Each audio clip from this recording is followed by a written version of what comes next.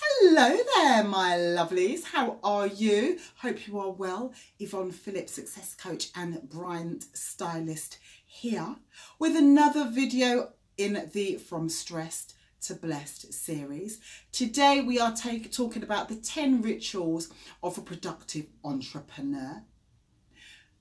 Once again, as always, there is a little checklist below which you can follow along when watching these videos or afterwards when you're trying to put some of these rituals into practice. Please do comment, give me a thumbs up, subscribe and share this video if you find it useful and you think that your friends and family will do too.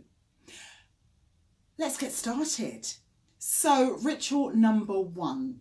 If I can just say before we go into ritual number 1, sorry for the full start there, that I've gathered this list of 10 not only through things that I do myself and that I've done myself in my entrepreneurial journey. Some of you may know I'm a bit of a serial entrepreneur, and although I often say I'm never going to go back into running my own business again, I soon get an idea and I soon get that kind of that edge that kind of like tells me you can't just be an employee. Some of us are like this. No, some of us aren't destined to be. Whatever is good for you, whether employee or entrepreneur, you need to stay true to yourself, and it's good no matter what. So, as I said, some of these rituals I've used myself, some of them I've spoken to and I've picked up through people that I've interviewed on my journey. So, having said that, we're going to go for number 1, which is set goals and plan. Goal setting is an ongoing thing. A lot of people, around New Year, Christmas, we see loads of activity around setting your goals for the new year. But goal setting is a continual thing, and you can do this, or you should do this throughout the year. Now, a good time to do it is every quarter. It's a good time to think about your goals, monitor where you are, and see what you've got to do for the next quarter. However, just working on a quarterly basis is just reactive. It's just working on what needs to be done now. You have to have a vision to the future. I personally always like to think, what is my 5-year goal? What do I want in 5 years? That's long term. And then I think, okay, what do I want in 2.5 years? Where do I need to be in 2.5 years to meet that 5-year goal? That's my medium term goal. What is my short term goal? And that is, where do I want to be in a year? And then what do I need to do now? What do I need to action right now in the next 3 months, the next 90 days to move me towards that 1-year goal? And then we review that. You review that every 90 days. So ritual, because it's a continual thing that you do, it will become habit. It's a ritual that you do. So set goals and plan. Affirmations. Self-limiting beliefs is a thing that everybody carries around with themselves. We have to use the power of positive thinking and the power of positive thought to move us around, especially when we're in our dark days, when things aren't quite going right for us, when, that kind of little demon on your shoulder comes and tells you you're not good enough, you can't do that, and the fear sets in, or something that in childhood triggers you not to do things. Positive affirmations are a really good way of being productive, achieving your goals, achieving success. So some people find it difficult to write affirmations, and you can go onto YouTube. I use an affirmation called I Am. It's actually a meditation affirmation, and you can also listen to it as you're going to sleep, because just as you're going to sleep, things slip into your conscious a lot easier. So just think about ways that you can affirm, some people are great at writing it. Some people aren't, and I'll leave the link for that YouTube video in the comments if I can. Another ritual is about being grateful. So one of the greatest media moguls and entrepreneurs in the world, Oprah Winfrey, has widely said that the first thing that she does when she wakes up in the morning is say thank you. So this is Oprah Winfrey, one of the richest women in the world, is grateful for what she has every single day. Me, I'm grateful for everything that I have every single day. No matter how small or how large things are, we have things to be grateful for.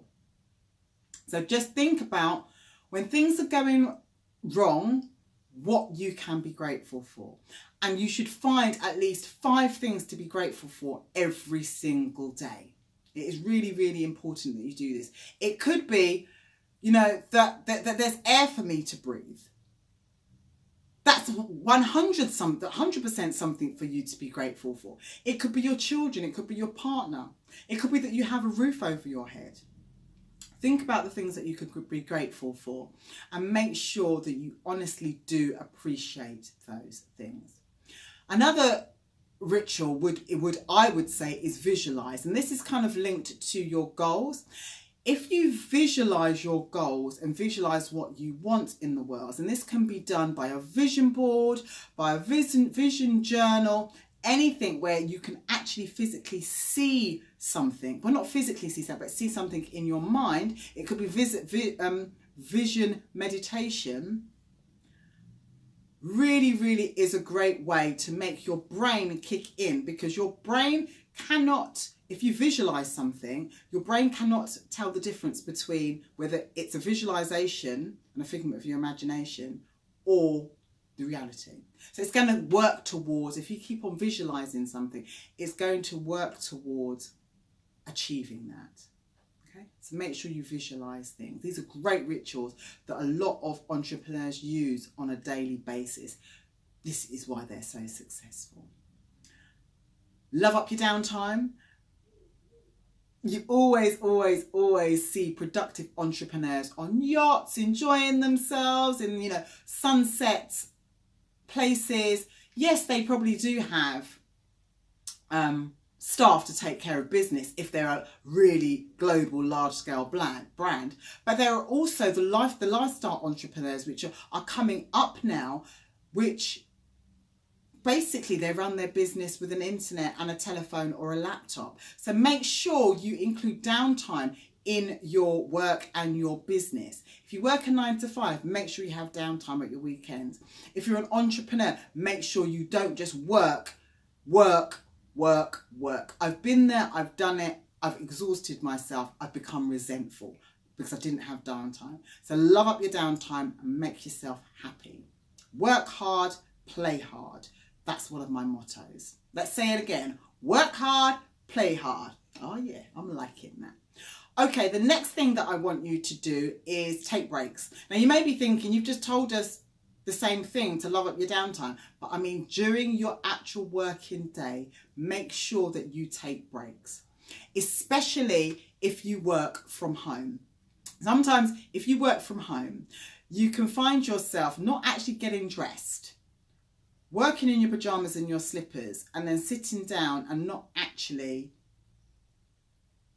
taking yourself away from the computer.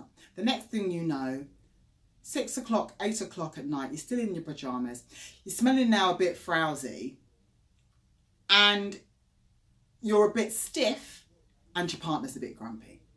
So make sure that you do take your breaks away from the computer. The standard is we take a break from the computer every 20 minutes. Now, I'm not saying that you should do that, but it'd be really great if you do like the 60-40 rule, whereby you make sure that you work productively for a period of time, and then you have a good time away from the computer, whether it be to go and get yourself a drink, you go to the bathroom, get yourself a bite to eat, whatever that may be.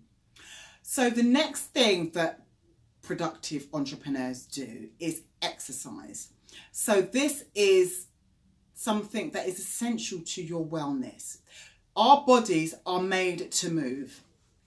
They're made to move around. We're not made to be still. We need to exercise it. Our body is a machine and it needs to be oiled. It needs to be motivated. So you will notice that when you exercise, you get happy endorphins. Now, myself, I don't like to go to the gym. Me and gym do not get along at all. But I know that when I exercise, I get and I feel, especially in the morning, I feel so energized. So now I walk part of the way to work in the morning. My contracts, wherever they are, I make sure I get off the train a little bit early, walk a couple of stops, a stop or two. At the moment, the contract that I have, I can walk there. It'll take about 45 minutes to an hour for me to walk there. So I actually walk half of the way. But that's a great way for me to get exercise. So just think about the way that you can get exercise, whether it's walking the dog, riding a bike, whatever the case may be. Make sure that you exercise and you get moving. Eat well. So as an entrepreneur, we can find ourselves, we can find ourselves not stopping to take breaks and not stopping to eat, or not taking our time to eat. These things are really, really important, that we take time to eat. We eat well. Greens, high fibre, low salt, low sugar. Look after your body and your body will look after you. The next thing, we're on our second to last thing, is be social. So try to find, as an entrepreneur, it can be very, very lonely. It can be lonely at the top if you're running an organisation and running a business, but it can also be lonely if you're a solo entrepreneur. So find a community that you can be a part of, you can meet up with, and you can network with, and they're shoulders and listening ears for your troubles as well as your successes as well. The last thing that I'd like to say to you is also, if you have a team and you're an entrepreneur, make sure you look after your team. Okay? Because remember, people do not leave companies, they leave managers. And if you want your company to be productive, you don't want your team to be flitting in and out, having to retrain people all the time, because that's going to take its toll on you and your productivity. Okay, so that's my top 10 tips and rituals for a productive entrepreneur. You'll notice that it's a little bit more about self, a little bit more about your wellness at work, and that's what I wanted for us to touch on just a little bit, because it really, really, really is important as you go on your growth and your journey. So that's me, another video over and out. I'll see you on the next one. Until then, stay true to you. Take care.